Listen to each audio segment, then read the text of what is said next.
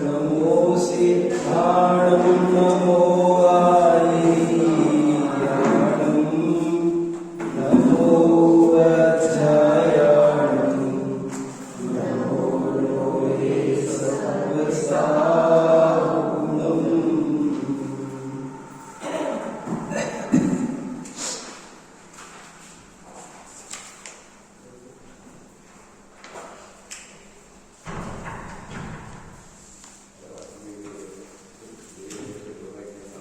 हम सब परमानंद स्तोत्र का स्वाध्याय कर रहे हैं। बहुत सारे स्तोत्र आपने सुने हैं, पर ये तो नाम भी कुछ अलग सा ही है। अद्भुत नाम है, बड़ा प्यारा नाम है। कोई ऋषभदेव स्तोत्र है, तो कोई पार्श्वनाथ स्तोत्र है, तो कोई नेमिनाथ स्तोत्र, स्वयं बहुत सारे स्तोत्र हैं, पर ये स्तोत्र अलग ही है, परमानंद स्तोत्र। पंडित नेमिचंद जी शास्त्री ज्योतिषाचार्य ने लिखा है कि जैन धर्म में सबसे ज्यादा स्तोत्र पाए जाते हैं। अकेले संस्कृत में 1000 से ज्यादा स्तोत्र आज भी मिलते हैं। ऐसा उन्होंने भारतीय ज्ञानपीठ से एक पुस्तक छपी है, संस्कृत काव्य के विकास में जैन कवियों का योगदान।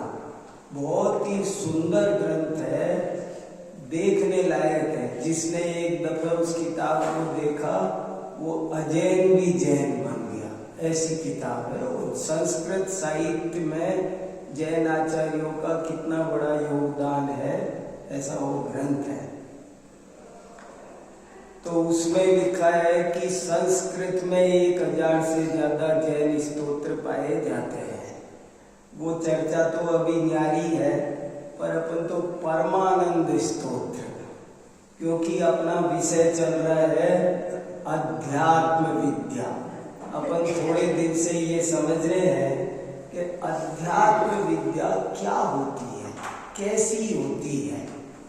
हर व्यक्ति परम आनंद में रह सकता है, आराम से रह सकता है, कठिन नहीं है, असंभव नहीं है, समझने की देर है। तो कैसे रह सकता है? दुखों के बीच भी प्रसन्न रह सकता है।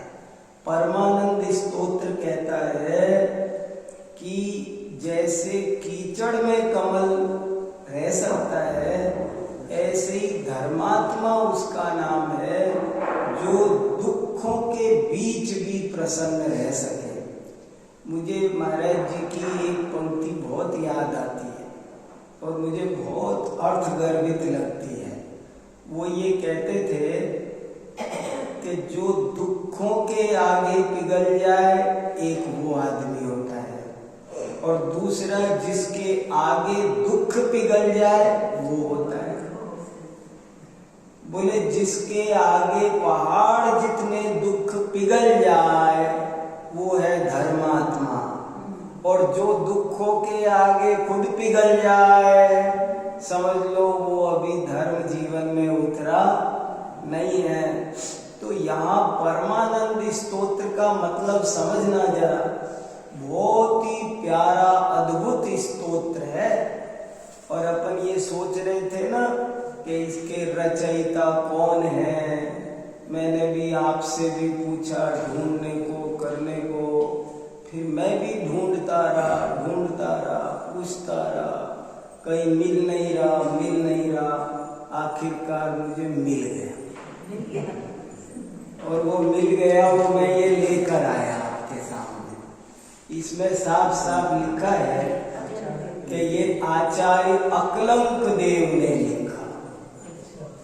आचार्य अकलंक, जिनका नाम सुनने से जिह्वा पवित्र होती है। कितने महान आचार्य थे, आज से लगभग 1250 साल पहले हुए थे। और बहुत बड़े धुरंधर जैन धर्म के प्रभावक आचार्य अकलंक निकलंक की कहानी तो आपने सबने सुनी ही होगी। उसका कभी यहाँ नाटक करना चाहिए। लोगों को बहुत प्रेरणा मिलती। हम छोटे थे तब हमने अकलंक निकलंक का नाटक देखा था और उससे हमको बहुत धर्म के जोश आया था। तो अकलंक निकलंक की कहानी भी, और बच्चों को घर में एक दिन जरूर सुनाना चाहिए। एक दिन बच्चों को अकलंक निकलंक की कहानी जरूर सुनानी चाहिए। अपने यहाँ भी एक छोटी मोटी पाठशाला चलनी चाहिए, इतवार ही सही, और उसमें रोज बच्चों को कोई कहानी सुनानी चाहिए। एक एक कहानी सुनाओ, अपने कैसे कैसे महापुरुष हुए। तो अकलंक बहुत महान आचार्य थे, कितनी विपरीत परिस्थिति में रहे, कैसे उन्होंने बचपन में माता पिता के साथ में अष्टानिका में हंसी मजाक में ब्रह्मचर्य लिया, फिर उसको उन्होंने कैसे जीवन भर निभाया। जैन विद्यालय मिला नहीं तो बौद्ध विद्यालय में पढ़ने गए, कितने कितने कष्टों से उन्होंने पढ़ाई की, और करके उन्होंने बहुत अच्छे अच्छे अनेक ग्रंथ लिखे।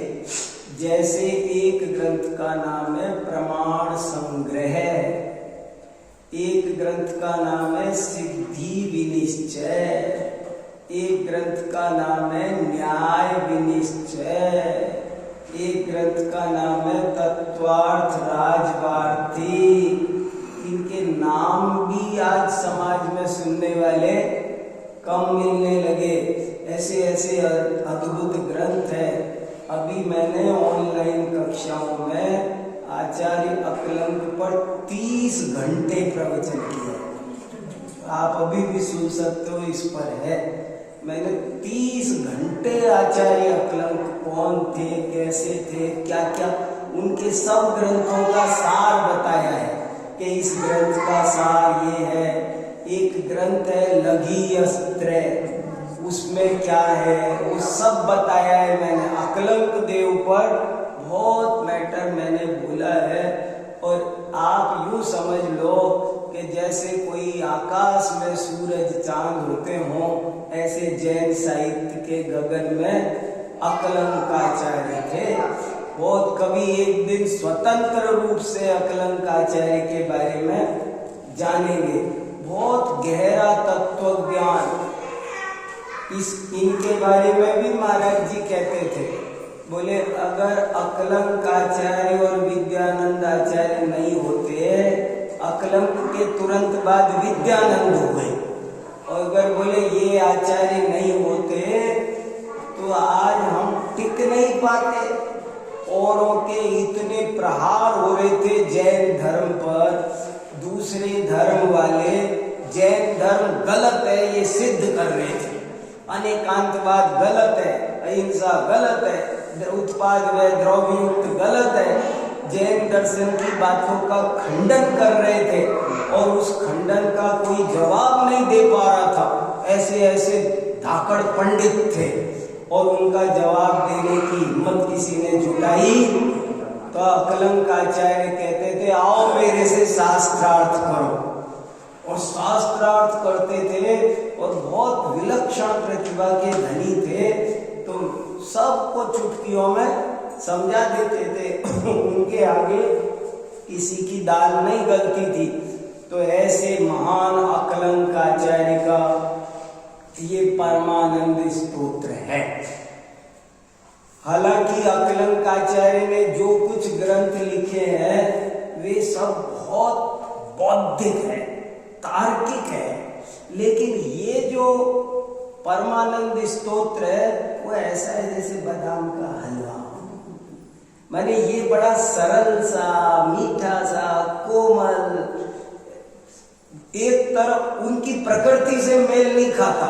जब दूसरों से, यही फर्क पड़ता है, जब दूसरों से बात करते हैं, अध्ययन करते हैं तो आदमी दूसरे ढंग से सोचता है, लेकिन जब अपने अंदर आता है, वो कहते हैं ना सांप बाहर टेढ़ा मेढ़ा चलता है लेकिन जब बिल में घुसे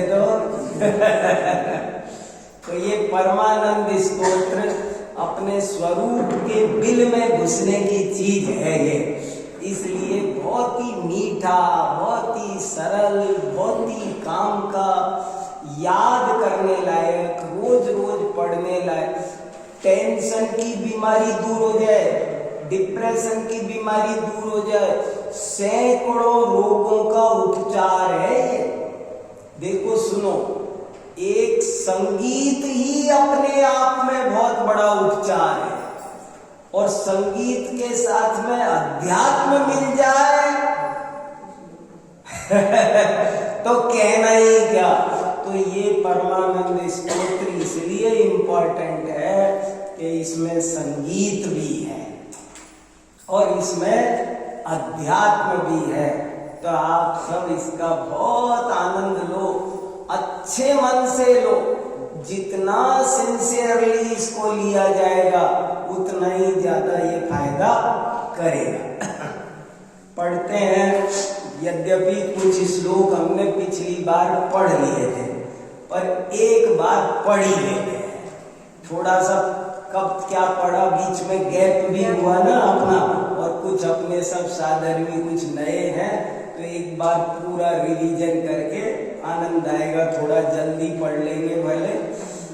परमानंद संयुक्तम निर्विकारम निरामयम ध्यानहीनान पश्यन्ति निज देहे व्यवस्थितम। क्या मतलब हुआ कि निज देहे व्यवस्थितम, कहाँ रहता है परमानंद? बाजार में, जमीन में, पेड़ पर लटकता है। कहाँ रहता है? निज देह, अपने ही शरीर में रहता है, और अच्छी तरह व्यवस्थित है, बिखरा हुआ नहीं है सुव्यवस्थित है, निर्विकार है, उसमें कोई विकार नहीं है, वो निरामय है। निरामय माने, आमय माने रोग, और निरामय माने निरोग। उस तक कोई रोग पहुंचता नहीं है। खांसी, जुकाम, कोरोना होता है वहां नहीं होता, सब बाहर बाहर, अंदर नहीं पहुंचता। ऐसा देखो ये कैसे टेंशन, डिप्रेशन, आदमी की सैकड़ों वर्ल्ड की सैकड़ों समस्याओं का समाधान है। क्यों? क्योंकि ऐसा लगता है मानो मैंने एक कवच पहन लिया है, मेरी इम्यूनिटी बढ़ गई है, मैं सुरक्षित हो गया हूं। ऐसी बहुत बड़ा, इसमें बहुत गहरा मनोविज्ञान भी है, ये मंत्र विज्ञान भी है, ये हजारों मंत्रों का काम करेगा। ये ऐसी चीज है ये। परमानंद संयुक्तम निर्विकारम निरामयम ध्यानहीनान पश्यन्ति निज देहे व्यवस्थितम। कोई कहे तो फिर दिखता क्यों नहीं हमको? आप कह रहे हो हमारे शरीर में ही है, तो दिखता क्यों नहीं? ध्यानहीनान पश्यन्ति, ध्यान नहीं करते हो तो दिखता नहीं है। जो ध्यान करते हैं उनको ये अच्छी तरह दिखाई देता है। कैसे ध्यान करते हैं, सब बात आगे। अनंत सुख निर्विकार, विकार माने गंदगी, मलिनता, और निर्विकार माने गंदगी से रहित। क्रोध, मान, माया, लोभ ये विकारी परिणाम है, लेकिन वो जो निज देह में परमानंद का घड़ा रखा हुआ है उसमें ये चीजें नहीं है, वो अंदर सुरक्षित है, विकार रहित, उसमें कोई गंदगी नहीं है। अनंत सुख संपन्नम ज्ञानामृत पयोधरम अनंत वीर्य संपन्नम दर्शनम परमात्मनः।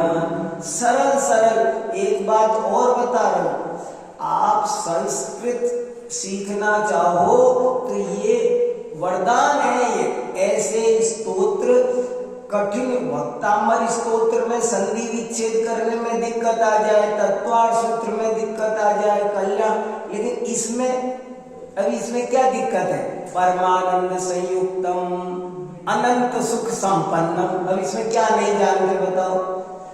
अनंत सुख संपन्नम, संपन्न माने हमने अपन किसी को कहते हैं ये संपन्न है, तो मतलब क्या समझते हैं? इसके पास में 10-20 गाड़ियां होंगी, नौकर चाकर होंगे, मकान। आप संपन्न माने क्या? मैं कहूँ कि श्रावण जी संपन्न है, तो आप क्या समझोगे कि संपन्न का मतलब इनके पास में अच्छा खासा पैसा है। लेकिन यहां संपन्न किसको कहा? अनंत सुख संपन्नम जिसके पास सुख है वो संपन्न है। दुखी व्यक्ति विपन्न है, दुखी विपन्न है। गरीब कौन? वो सिकंदर आया था ना मुनि महाराज से मिलने, तो मुनि महाराज कौन? बोले मैं सम्राट। अरे हम तो सोचते थे हम सम्राट हैं। बोले सम्राट कौन? कि जिसे कुछ चाहिए वो तो भिखारी है, वो सम्राट नहीं। जिन्हें कुछ नहीं चाहिए वे है शहंशाह। चाह गई कितना बढ़िया दोहा लिखा है। चाह गई चिंता मिटी मनवा बेपरवाह। ये टैबलेट है। आज ये टैबलेट खो गई, इसलिए आज बहुत रोग पैदा हो रहे हैं, आज बहुत समस्याएं क्यों पैदा हो रही है, आदमी अशांत क्यों है, पागल सा क्यों है सब कुछ करके भी? क्योंकि ये चीजें खो गई।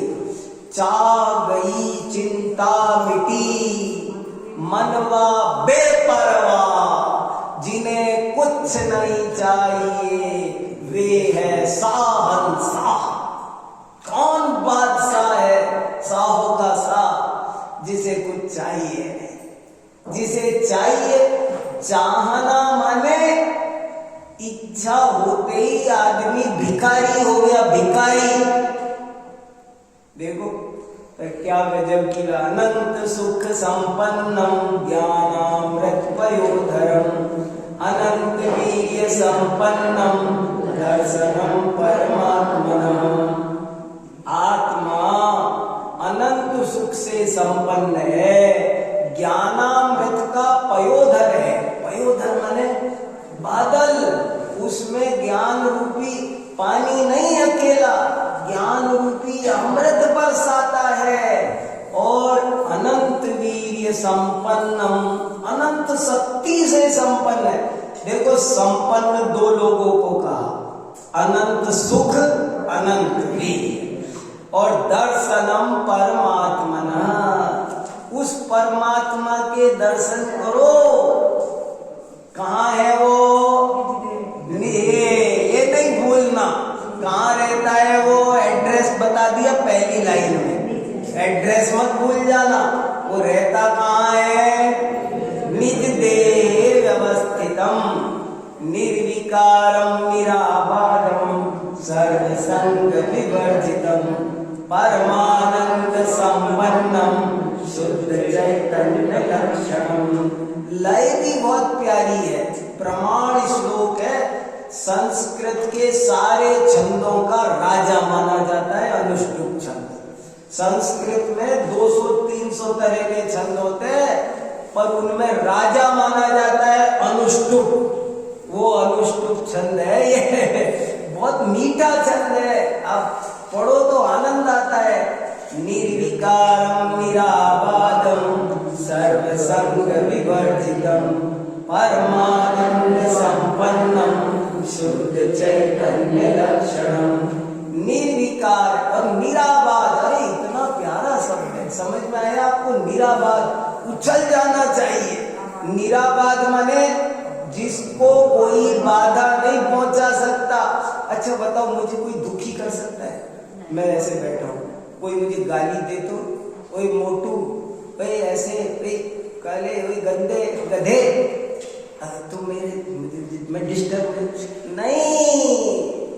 अरे सिर पर सिगड़ी जले, दुनिया गालियां दे, वे सब मेरे तक पहुंचती।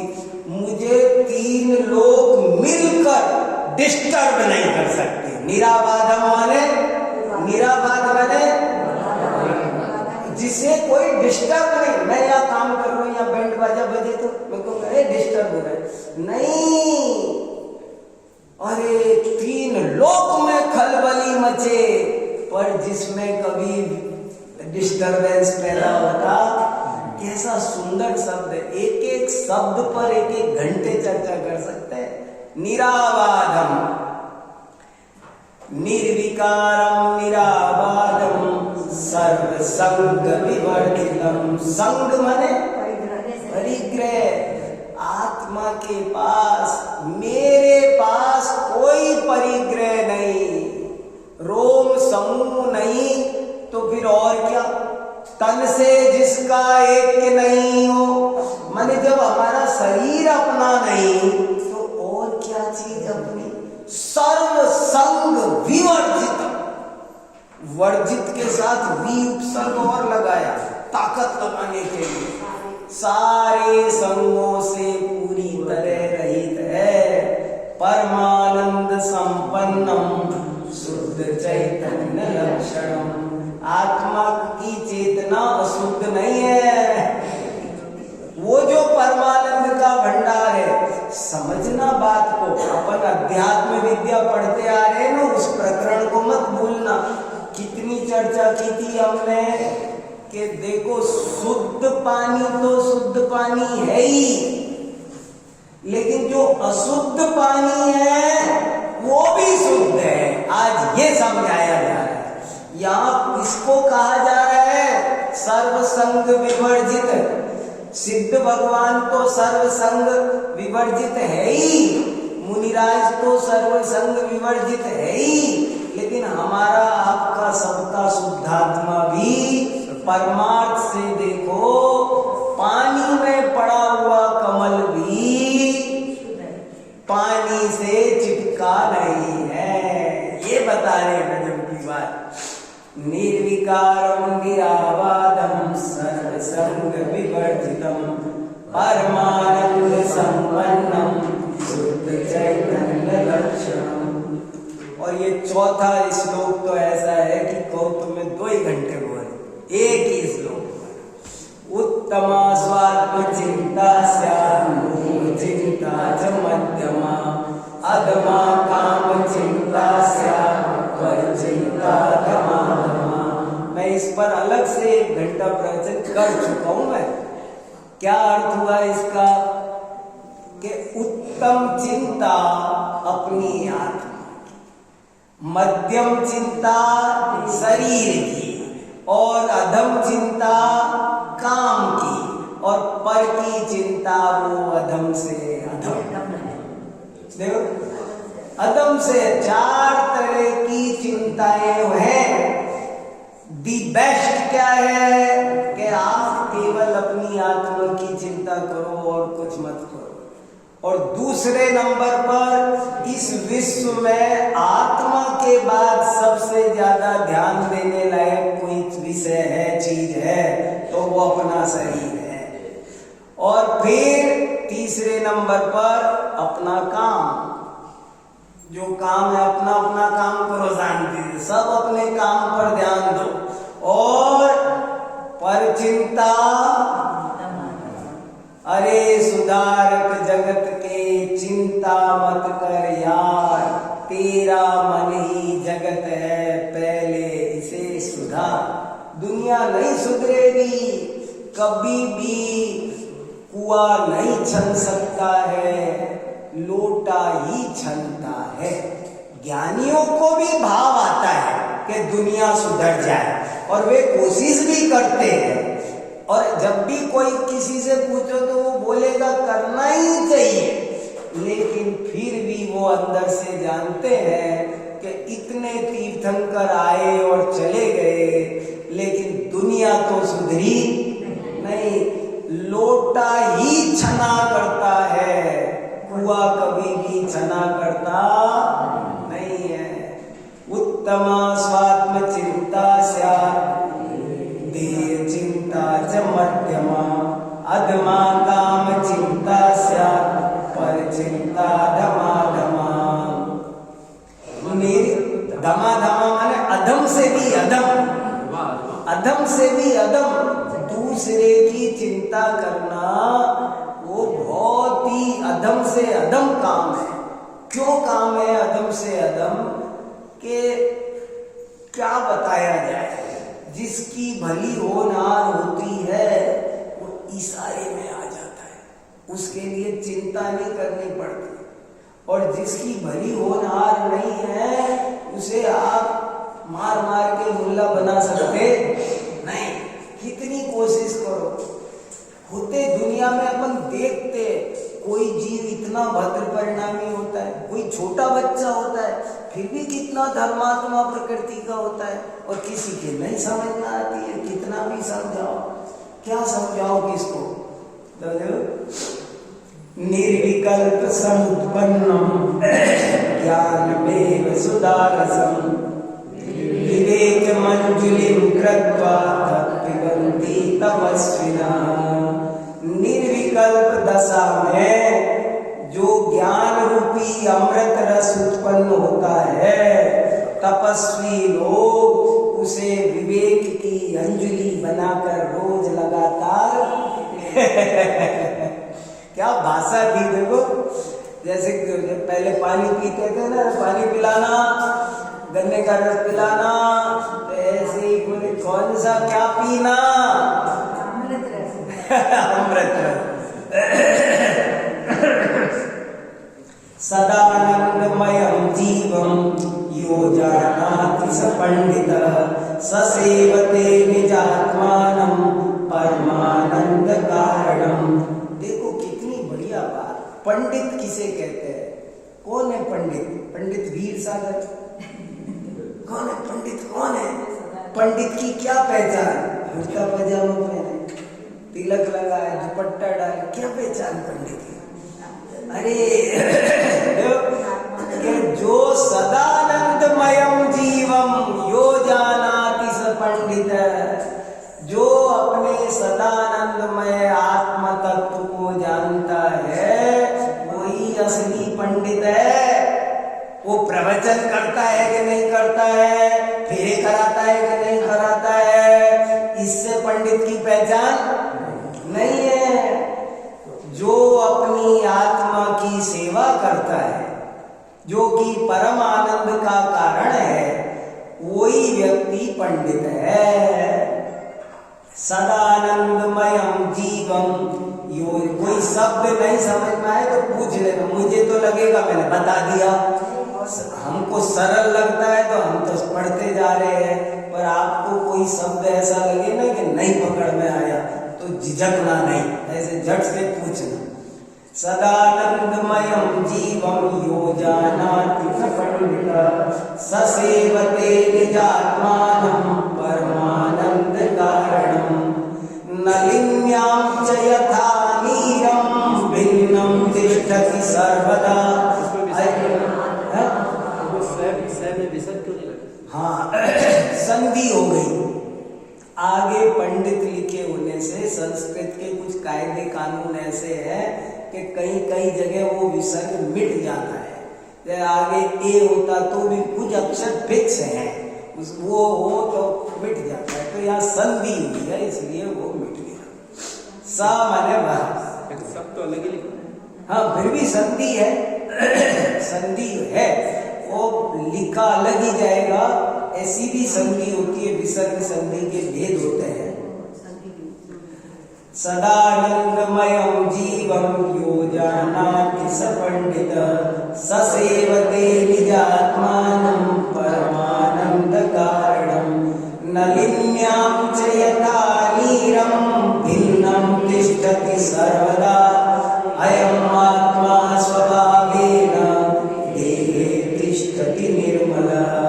नलिन्याम, नलिन्याम माने नलिनी माने कमलिनी, नलिनी माने कमलिनी। जैसे कमलिनी में पानी अलग ही रहता है, कमलिनी अलग है और पानी अलग है, ऐसे ही वास्तव में ये आत्मा शरीर से बिल्कुल भिन्न है। नारियल में गोला है मगर वास्तव में देखा जाए तो गोला अलग है और उसके ऊपर की नरेटी अलग है, बिल्कुल नारियल, वो श्रुत सागर महाराज कहते हैं बहुत, बोले नारियल माने जानते हो? नारियल, नारियल कहता है कि ये जो तुमको दुनिया में दिख रहा, दिस इज नॉट रियल। ना माने नहीं। बोले ये जो दिख रहा है ये रियल नहीं है, रियल इसके अंदर है। ऐसे ही आपको मैं दिख रहा हूं क्या? मैं दिख रहा हूं, मुझे आप दिख रहे हो? हमको जो दिख रहा है वो नारियल दिख रहा है, उसके अंदर रियल है कि नहीं? नलिन्याम च यथा नीरं भिन्नं तिष्ठति सर्वदा अयम् आत्मा स्वभावेन तिष्ठति निर्मलः द्रव्य कर्म मलैर्मुक्तं भाव कर्म विवर्जितं लोक कर्म रहितं विद्धि निश्चयेन चिदात्मनः। इस स्तोत्र को जोर जोर से पढ़ो, गला खुलेगा, घर में वातावरण पवित्र होगा, निगेटिव एनर्जी बाहर जाएगी, पॉजिटिव एनर्जी आएगी। आप जानते नहीं इनका चमत्कार, बहुत फर्क पड़ जाता है। घर में अपन कभी लड़ लेते हैं, गुस्सा हो गया, लड़ाई हो गई, बच्चों का सुनी हो गई, निगेटिविटी फैल जाती है। थोड़ी देर के लिए इसे पढ़ो जोर से, तो क्या करे? सदानंदमयम जीवम यो जानाति स पंडित स सेवते निजात्मानं परमानंद कारणं नलिन्यां च यथा नीरं भिन्नं तिष्ठति सर्वदा अयम् आत्मा स्वभावेन तिष्ठति निर्मलः द्रव्य कर्म मलैर्मुक्तं भाव कर्म विवर्जितं लोक कर्म रहितं विद्धि निश्चयेन चिदात्मनः।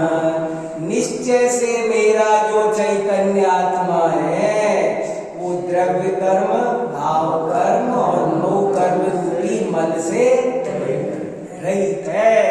जैसे बादाम पर 3 कवर है, हटाओ तो जो पहले हरा कवर हटाओ, बाद में उस पर वो भूरा पीला पीला लक्कड़ उसको तोड़ो, उसके बाद में लाल बादाम निकलती है, उसको भी भिगो। जब उसको भिगोगे तब वो लाल कवर भी हटेगा, तब जो सफेद मीगी निकलेगी। असली नाम बादाम उसका है, हलवा उसका बनता है, दिमाग तेज उससे होता है, लक्कड़ से नहीं होता है। ऐसे ही जो शुद्ध आत्मा है वो नो कर्म से रहित। देखो अंदर धीरे धीरे चलो, पहले नो कर्म बोलो, क्यों? अपन यहां से चल रहे हैं। जैसे और भी बाहर चलो, जैसे पहले मुझे ये भूलना पड़ेगा कि मेरे पत्नी, बच्चे, घर में अर्जुन नगर में ये सद्भावना अपार्टमेंट, ये सब निकालो, सब ये सब मेरा सद्भावना अपार्टमेंट समझा तो नो कर्म में से ही पार नहीं हुए। अब उससे पार हो, फिर आओ द्रव्य कर्म, शरीर से भी पार हो, शरीर तक नो कर्म है, और शरीर से पार हो तो फिर ज्ञानावरणादि द्रव्य कर्म की दीवार आएगी, उससे पार चलो, तब राग आदि भाव कर्मों की दीवार आएगी, उसको भी धो करके बाहर निकालो, तब सफेद उज्ज्वल निर्मल शुद्ध आत्मा दिखाई देगा। तो इसमें विधि सब क्या? विद्धि माने जानो, विद्धि, विद्धि माने जानो, विद ज्ञाने, विद धातु माने जानना। विधि, विद्धि नो कर्म रहित जानो। उस नहीं नहीं नहीं, सिद्धम नहीं, सिद्ध स्वरूप एक जगह सिद्धम लिखा है, नहीं, इस पे टीका जो लिखी है वहाँ लिखा, उसमें भी विधि का मतलब सिद्धि लिखा, सिद्ध रखा।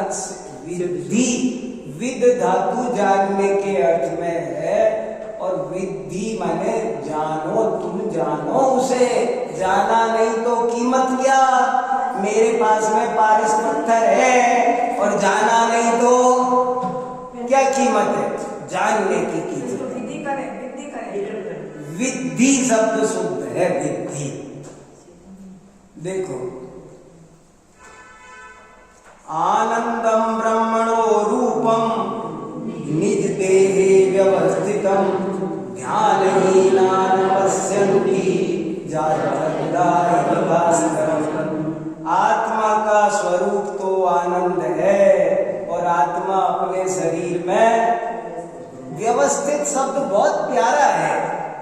उसे उसको कुछ सेट वेट करने की जरूरत नहीं, सब सोफा वोफा सब लगा हुआ है व्यवस्थित है वो। और जो ध्यानहीन व्यक्ति है वो ऐसे नहीं देखते जैसे कोई जन्मांध व्यक्ति सूरज को नहीं देखता। सूरज है कि नहीं जन्मांध को पता नहीं, बस ऐसे ही समझ लो हम उठे ही नहीं आज तो सूरज निकला कि नहीं, ये तुम उठे ही नहीं तो तुम्हारे लिए तो नहीं निकला। ऐसे ही वो तो निकला मगर तुम नहीं उठे तो तुम्हारे लिए। ऐसे ही आत्मा तो प्रकट है लेकिन तुमने उसे नहीं देखा, ध्यान नहीं किया तो तुम्हारे लिए तो वो भास्कर, भास्कर लिखा है, बहुत अच्छा शब्द। भास्कर माने सूर्य। आत्मा तो सूरज की तरह सबको दिखाई दे रहा है मगर जो ना देखे उसका क्या इलाज है। कोई के नहीं दिख रहा, अरे सूरज नहीं दिखता होता तो ये चीजें कहां से दिखती होती। ये चीजें तो तब दिख रही है ना जब सूरज दिख रहा है। अपन जा रहे हैं सड़क पर, अपन को कार दिख रही है, गाड़ी दिख रही है, आने जाने वाले लोग दिख रहे हैं, तो सूरज दिख रहा है कि नहीं? नहीं, मुझे तो लोग दिख रहे हैं। लोग कहां से? लोगों पर पहले सूरज है तब तो दिख रहे हैं। सूरज नहीं होता तो दिखने वाले नहीं थे। तद्ध्यानं क्रियते भव्यैर्मनो येन विलीयते तत्क्षणं दृश्यते शुद्धं चिच्चमत्कारलक्षणम्। तद्ध्यानं क्रियते भव्यैर्मनो येन विलीयते तत्क्षणं दृश्यते शुद्धं चिच्चमत्कारलक्षणम्। भव्य जी उसका ध्यान करते हैं, मन भी वहां विलीन हो जाता है। और चीज तो छोड़ो, ये बहुत बड़ी बात है, और चीज तो छोड़ो, इंद्रियां भी छोड़ो, मन भी विलीन हो जाता है। मन भी जिंदा नहीं रहता, मन पंछी मर जाए, सोच विचार भी आत्मा के ध्यान में रुक जाते हैं। जब आत्मा का ध्यान होता है तब क्या सोचते हैं? सोचते ही नहीं है, सोचना तो बंद हो जाता है। यही तो खास बात है। आप जब हलवा बनाते हो तो पहले सामान लाते हो, फिर उसकी तैयारी करते हो। ये बनाया, वो कढ़ाई चढ़ाई, पहले घी डाला, फिर उसको सेका, फिर ये बनाया। ये बादाम 800 रुपये किलो, ये चिरौंजी इतने रुपए किलो, केसर इतने रुपए किलो, सब चीज़ों का इतने का पड़ा, इतने का पड़ा, सब हिसाब। और फिर बाद में जब बंद करके खाने लगते हो तो कितने का पड़ा सोचोगे? खा लिया, स्वाद नहीं रहेगा फिर। नहीं, बढ़िया सा हार बनाया तो कितने का पड़ेगा? सब 3 दुकानों पे तलाश किया, खरीदा, इतने का सोना, इतने का हीरा, इतने का ये इतने का बन रहा है। फिर जब पहना तब विकल्प खत्म, तब आनंद। ऐसे ही निर्णय के काल में मन काम आता है, अनुभूति के काल में मन काम नहीं आता। 2 बातें, एक निर्णय के काल में मन चाहिए, अनुभूति के काल में मन नहीं चाहिए, रुकना चाहिए। निर्णय के काल में मन साधक है, अनुभूति के काल में मन बाधक है। अब ये कितना सुंदर छंद दूसरा। ये ध्यान लीना मुन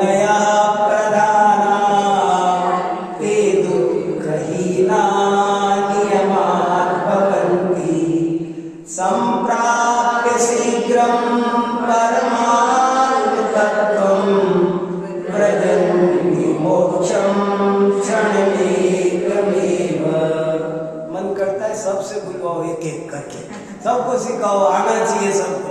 ये सीखना कितना, पड़ेगा। अरे कितनी मीठी राग है, देखो तो लेकिन ये छंद चेंज हो गया। हाँ, ये छंद चेंज हुआ। हाँ। ये स्तोत्र में उतार चढ़ाव लाने के लिए चौपाई छंद हो गया। दूसरा छंद है ये। ये चौपाई छंद। चौपाई हिंदी में होती है, ये दूसरा छंद है, बताऊंगा कौन है ये। नहीं, वसंतिल का नहीं है ये इंद्र वज्रा लग रहा है, देखूंगा मैं, देख के बताऊंगा।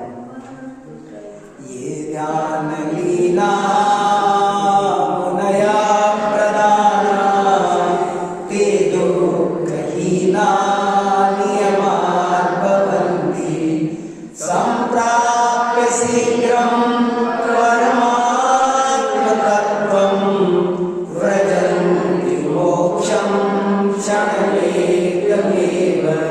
सरल संस्कृत है, बहुत प्यारी है। ये पन्ना अपने पास रखो सब, और इसको बार बार जब खाली बैठो पढ़ो इसको 2-4 बार। शुद्ध होने दो, अशुद्ध होने दो, एक बार बोलो, धीरे धीरे एकदम शुद्ध करो, शुद्ध अशुद्ध नहीं रहना चाहिए।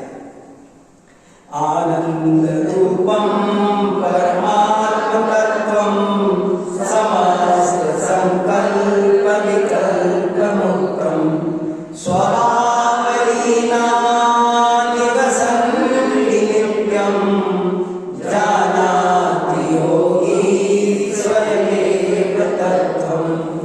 जो बड़े बड़े मुनिराज ध्यान में लीन रहते हैं, वे गारंटी से दुख रहित हो जाते हैं। देखो सही बात है, चुटकियों में दुख रहित होने का उपाय, चुटकियों में लोग रोते रहते हैं, दुख दुख दुख दुख। बोले ध्यान में तो बैठो, कहां दुख।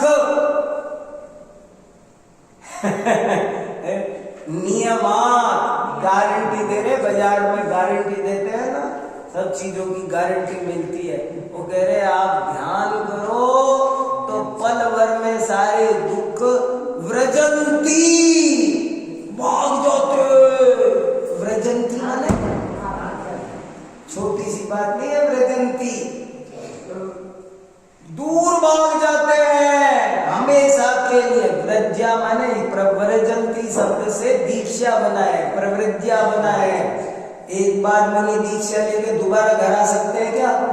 नहीं आ। तो व्रजंती का मतलब है ध्यान करोगे तो दुख हमेशा के लिए, फिर वो दुख दोबारा पास में नहीं आएंगे। हम तो इसे ही पढ़ पढ़ के जिंदा है भैया, कोई तकलीफ नहीं होती, सब धुल जाता है। कितनी भी कोई वहां की चिंता, यहाँ की चिंता, ये पढ़ा तो सर ये ध्यान लीना मुनया प्रदाना ते दुःखहीना नियमान् भवन्ति। ये एक्सरसाइज भी है, ये योग भी है, ये व्यायाम भी है। गला ठीक होता है, श्वासोच्छ्वास ठीक होता है, हार्ट, आजकल हार्ट अटैक बहुत आ रहे हैं, इसको गाओ हार्ट ठीक होता है। ये ध्यान लीना मुनया प्रदाना ते दुःखहीना नियमान् भवन्ति सम्प्राप्य शीघ्रं परमात्मतत्त्वं व्रजन्ति मोक्षं क्षणमेकमेव। मोक्ष जाने में कितनी देर लगेगी बताओ? आज एक क्षण में मोक्ष। ध्यान करो, ध्यान करते ही क्षण भर में मोक्ष है। क्या कहानी सुनाते थे महाराज जी तोते की, टाटा बाय बाय। सुनाऊंगा बाद में, अभी नहीं।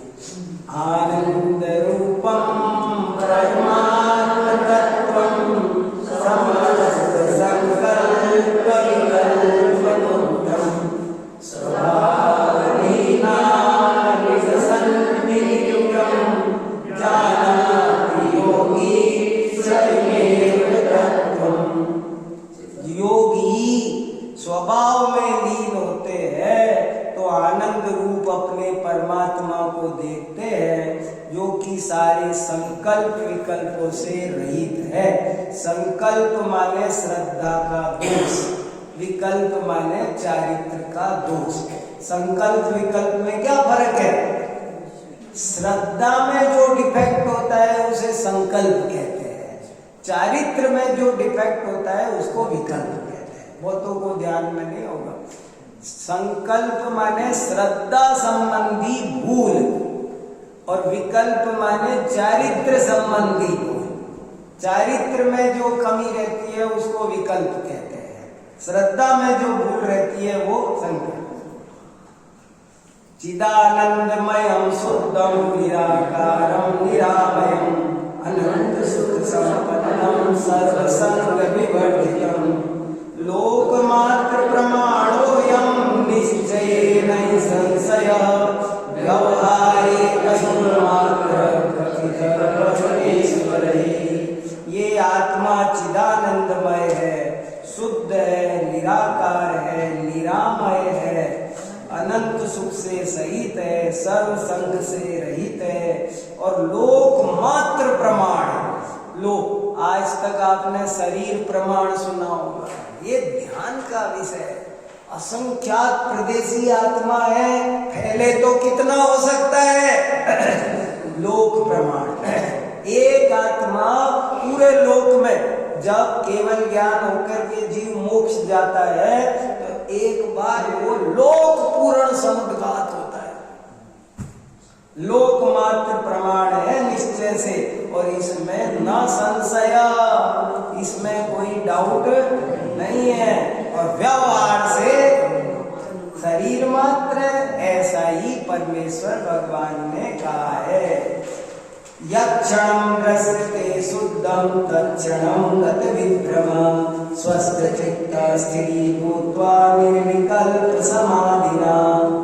जिस क्षण से देखो उसी क्षण सारा भ्रम दूर हो जाता है, आदमी स्वस्थ चित्त हो जाता है, स्थिर हो जाता है और निर्विकल्प समाधि में चढ़ जाता है। भरत चक्रवर्ती की तरह अंतर मूर्त में केवल ज्ञान। सैव परमं ब्रह्म सैव जिन पुंगव सैव परमं तत्त्वं सैव परो गुरु सैव परम ज्योति सैव परमं तप सैव परमं ज्ञानं सैव परमात्मा। क्या देखो कितना सरल है बिल्कुल। स मने वह, एव मने ही, वही माने कौन? वही नहीं, यही कह रहे हैं वही, मगर वही माने यही यही, वही नहीं यही। वही आत्मा अपना, वही परम ब्रह्म है, वही जिन श्रेष्ठ है, वही परम तत्व है, वही परम गुरु है, वही परम ज्योति है, वही परम तप है, वही परम ध्यान है, वही परम आत्मा है, वही सब कल्याण रूप है, वही सुख का भाजन है, वही शुद्ध चिद्रूप है, वही परम शिव है, वही परम आनंद है, वही सुखदायक है, वही परम ज्ञान है, वही गुण सागर है। सैव सर्व कल्याणम सैव सुख भाजनम सैव शुद्ध चिद्रूपम सैव परमा शिव सैव परमानंद सैव सुखदायक सैव परम ज्ञानम सैव गुणसागर परमाह्लाद संपन्नम राग द्वेष विवर्जितम सोहं तं देह मध्येषु यो जानाति स पंडितः। पंडितों के कान खींचे, सही है। आदमी घमंड में चढ़ जाता है, अरे अपने शुद्ध आत्मा को जाने तो पंडित है भाई। देखो कितनी बढ़िया बात लिखी। परम आह्लाद माने सुख से जो संपन्न है, देखो 3-4 बार संपन्न संपन्न शब्द आया। राग द्वेष से रहित है और कहाँ रहता है? देह मध्य, वो देह में बैठा हुआ है। उसको जो पहचान ले, उसको देख ले, दुनिया देख ले, वो पंडित नहीं। कोई कोई कहे मैं कैलिफोर्निया जाके आया, स्विट्जरलैंड, बोल नहीं, अंदर की चीज देखी कि नहीं।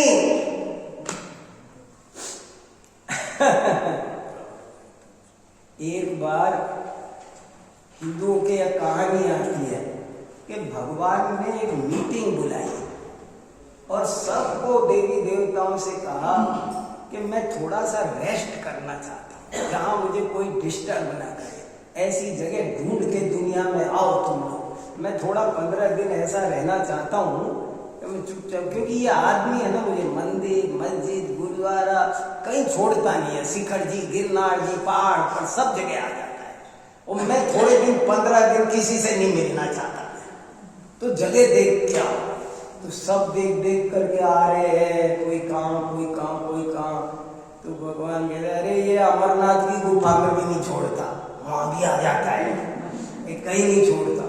फिर एक वयोवृद्ध मंत्री खड़े हुए, बोले महाराज मैं बताऊं? बोले क्या?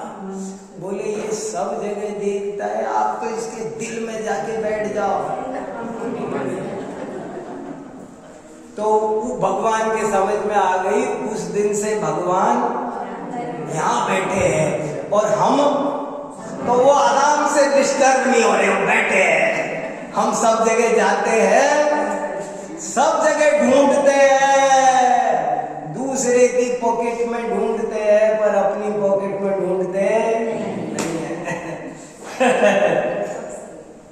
आकार रहितम शुद्धम स्वस्वरूप व्यवस्थितम सिद्धम अष्टगुणोपेतम निर्विकारं निरंजनम तत्सदर्शनम निजात्मानं प्रकाशाय महीयसे सहजानंद चैतन्यम यो जानाति स पंडितः।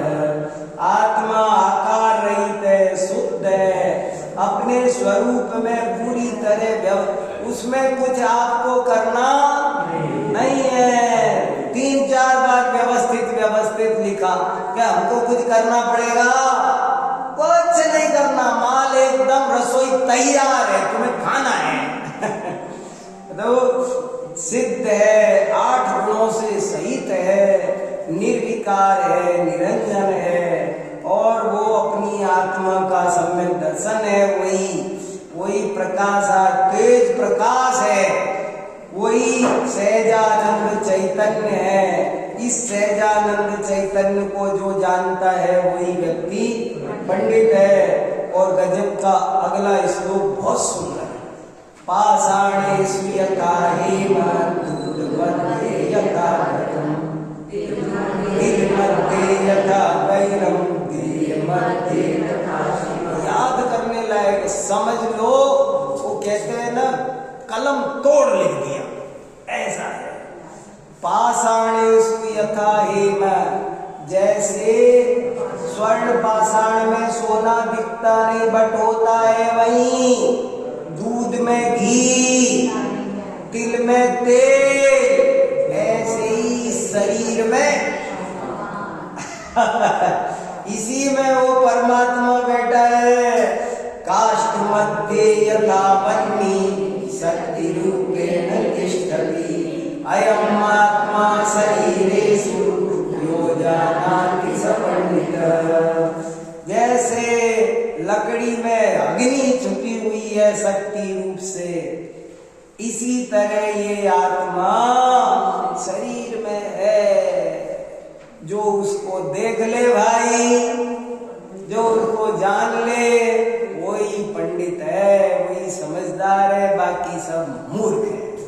जो उसको देख ले वो समझदार है। ऐसे ये बहुत सुंदर परमानंद स्तोत्र है, बहुत सारी चर्चा है। एक एक श्लोक पर, ये 24 श्लोक है ना, तो मैं कम से कम 12 घंटे आपके साथ स्वाध्याय कर सकता हूँ। हाँ, 12 तो समझ ही लो। संप्राप्य माने क्या होगा? अच्छी तरह पाकर, संप्राप्य, अच्छी तरह प्राप्त करके।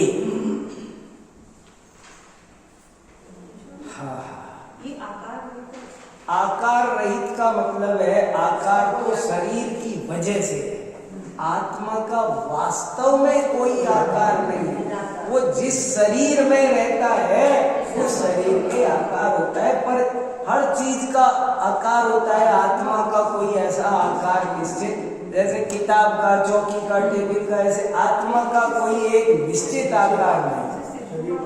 वो भी अंतिम शरीर की वजह से वैसा है। हाँ, बराबर। आपको आकार में नहीं उलझना है, ये कहना चाहिए। वो क्यों कह रहे हैं निराकार?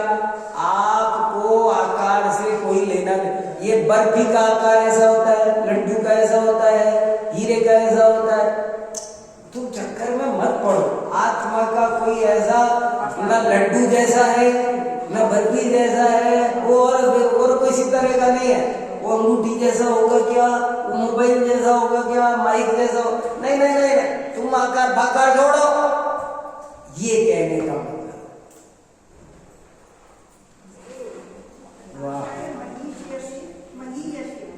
महीयसे माने बहुत महान, तेज, बहुत अधिक प्रकाशमान।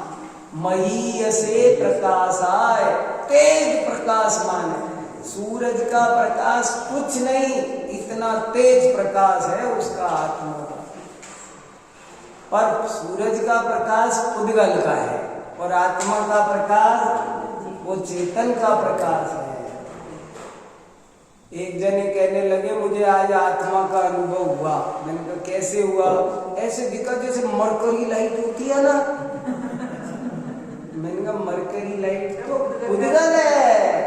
अरे प्रकाश का तो उदाहरण देके समझा रहे हैं। जब तुम्हें आत्मा दिखेगा तो कोई लाइट साइड दिखने वाली नहीं है। चलो सब लोग इस परमानंद को प्राप्त करो और सारे दुखों से मुक्त हो। इसी भावना के साथ अभी की बात पूरी करते हैं। दिनवाणी स्तुति पढ़ो।